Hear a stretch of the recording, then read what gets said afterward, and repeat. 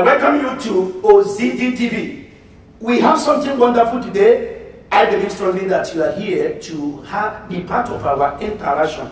By the true grace of God, I have with me another set of guests. Our brother here, Deacon Emmanuel Ugoke. You are welcome, sir. Thank you, sir. And at the same time, Deaconess Josephine Onyoloro. You are welcome, ma'am. Thank you, sir. Welcome to Ozidi TV. It's my pleasure to have you this hour.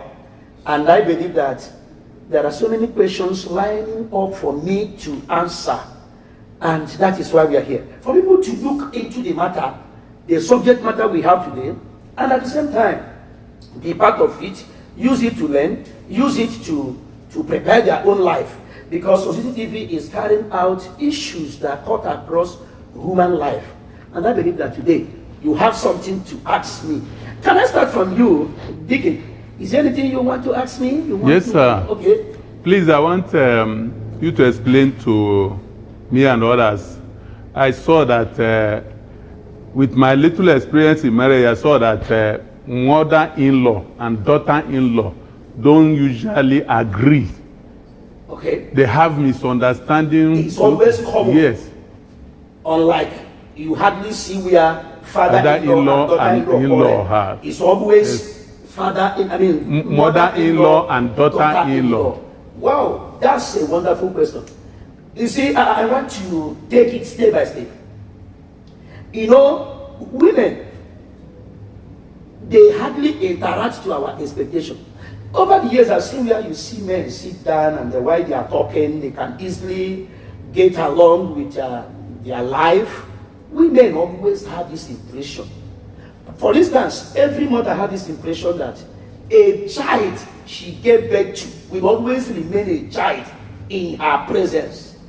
And a woman always counts more on the issue of, no, though he's married to you, but he still belongs to me. He's still my child. But another thing I want to tell you is background. Sometimes when a woman is leaving her father's house, the mother, if at all her mother is alive, the mother will go a long way in telling her, make sure that you don't allow anybody to intimidate you. You don't have, when people carry that kind of vision and enter marriage, and the mother of the husband is the kind of person that will not tolerate such a thing, that is where you see. As a matter of fact, in every relationship, do you know that it takes only one person to carry it? Mothers always want to protect their son. Anybody, anytime should bear that at the back of his mind. Mothers will always do what? Protect the son. So in the process of trying to protect the son, the wife of their son will think that the mother-in-law is taking too much, is trying to control that marriage. But the father will not think about that. He will say, live the way you want to live, make sure you're happy with your wife. But mothers want to know everything, to the extent that sometimes they want to know exactly the kind of food the wife of their son is preparing for the wife. For their son. That's exactly what usually brings this. They have this particular assumption that their son is not well taken care of. Or you are abusing their son, you are consuming more money from their son's hands, or you are not allowing their son to relate with them. In so doing, conflict will surely start.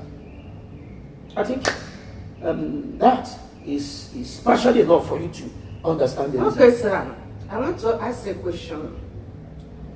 If a daughter-in-law is being married to the husband, and she has no mother, on the process she gave birth, is it the mother-in-law that's supposed to go for the mugo, or the sister? Let me put it here. Is it the mother-in-law of that lady?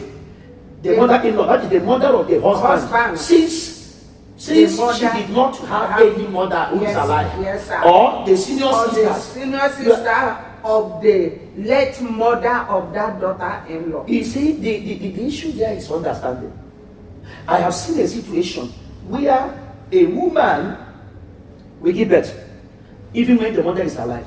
After the mother must have finished the duration of the omugo. Omugo is commonly apparently found among the Igbos, the Eastern people in Africa, in Nigeria, of West Africa. Let me use it as a yardstick. Fine. the woman gave birth, her own mother came, do the omugo. That is the babysitting.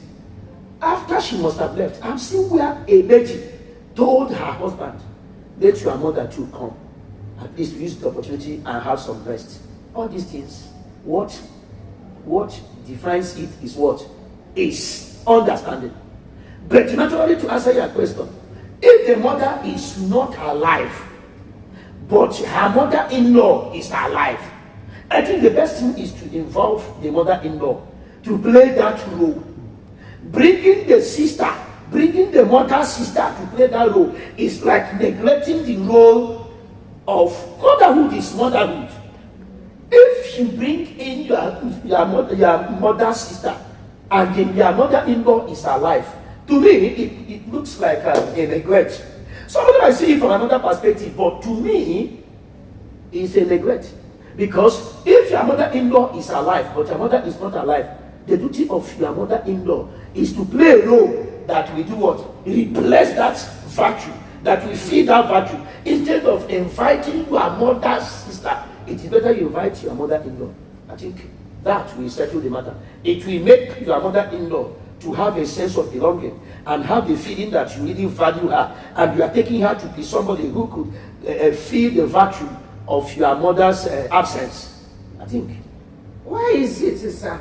Another question that some daughter-in-laws hate their mother-in-law so much that they will not allow that woman to come in. Visit them. What I'm trying to say is that sometimes when the mother-in-law says, I'm going to visit you people, the daughter-in-law will start to feel so bad and say, what's the sense of coming? I'm not complaining that I'm not looking after the house, or is she coming to find out whether I'm taking good care of it? It's common. Very, very common. And that's a wonderful person, so to say. And ladies of this generation must understand that no matter the level of love you have for your husband, your mother-in-law is the woman who gave your husband one-room apartment in her home, carried her for 9 months. Because without that process, you wouldn't have seen a man to marry for crying out loud. The thing there is this shine on background. You know, there are some background where a lady will see her brother maltreating her father, not giving her father the natural room, or seeing her mother's mother-in-law. You know, mother's mother-in-law, that is her grandmother, maltreating the mother. And she will say, I will not give this room. This is exactly what my mother suffered in the hand of my grandmother. I will not give this room. Anytime you see such conflict or refusal of acceptance, it simply means that somebody must have gotten an idea from somewhere. It could be that the lady is still having friends who used to advise her. Baby, don't accept that. Oh, if this woman come, she's going to be looking into your home, dictating for your husband. Some bad friends can contribute to it. Background of the person can contribute to it.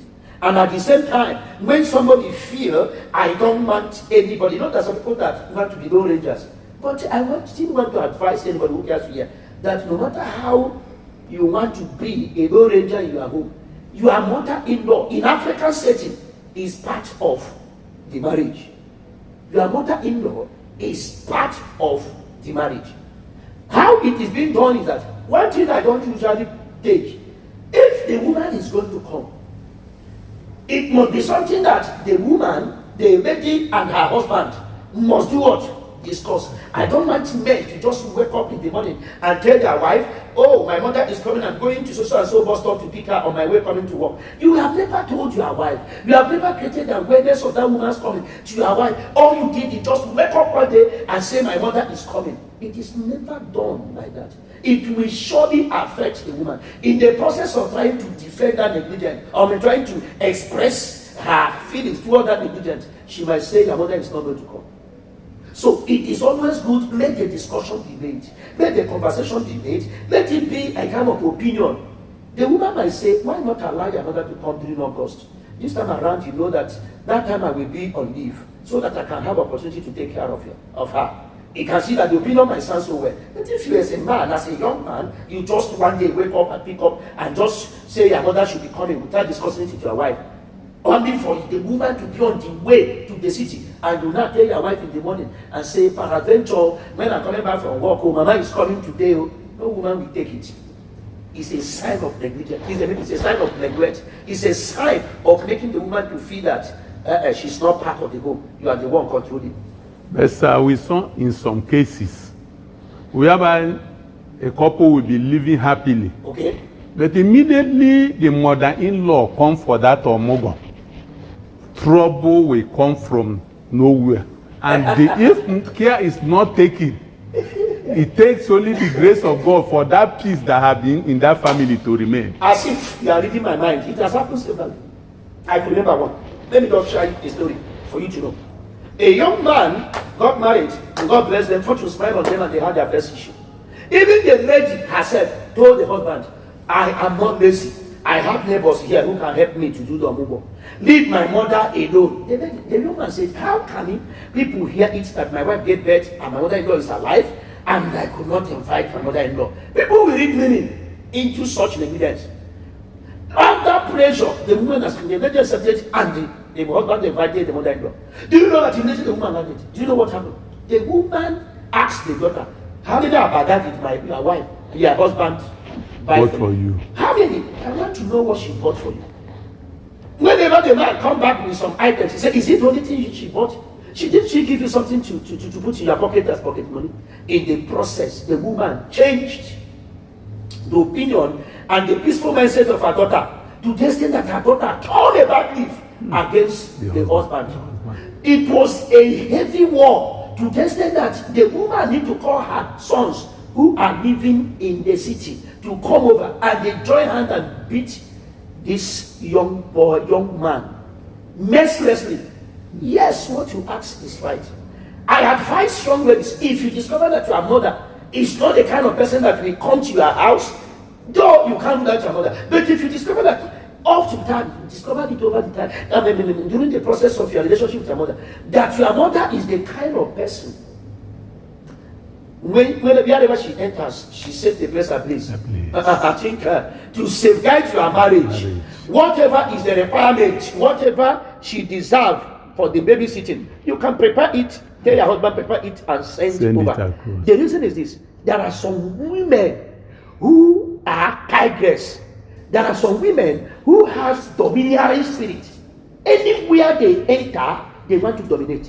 Anywhere, they don't even consider whether that home is an extension to the joy of their daughter. They will try to dominate. When you have a domineering mother-in-law, you must use wisdom to know how to handle the matter. Like to say, I've seen it everybody, where they will walk into a home and they scatter the home, and after scattering the home, they will not go back, and their daughter will be the one to be nursing the bruises. And in the process, if time is not taken, that can lead to the ugly arm of divorce. It has been happening. It depends. And the only person that can handle it is the lady. As a matter of fact, you know your kind of mother. You know the kind of mother you have. So if you discover that your mother cannot handle issues well on arrival at your home, all you need to do is tell your husband, whatever that my mother deserves in this, do what? Send it across. If you have a church member, you are not denying your mother, but you know that there is no way your mother will spend one full month without causing your marriage to have a cake, as people usually say it. Another question, sir.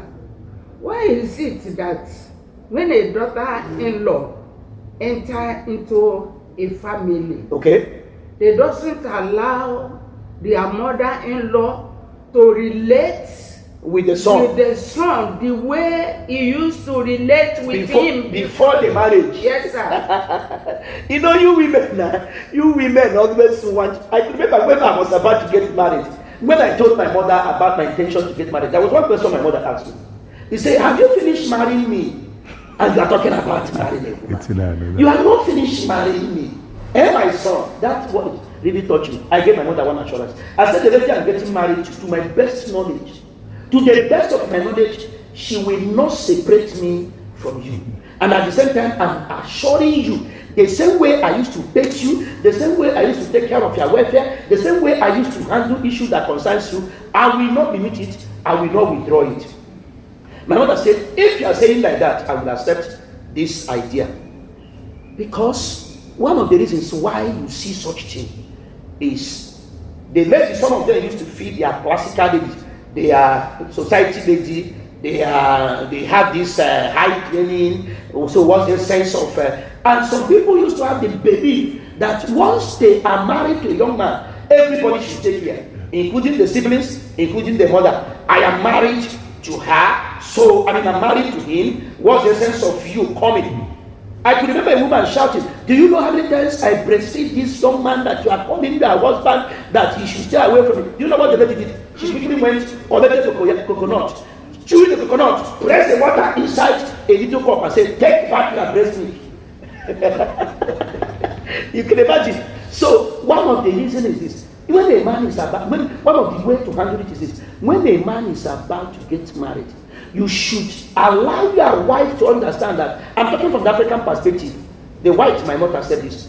From the African perspective, you should allow your wife to know that, see, my mother, I value my mother, I love my mother. I'm not going to share my mother. I'm not going to put you in place of my mother. I'm not going to neglect you to value my mother. But the position of my mother should be allowed to reign in my life.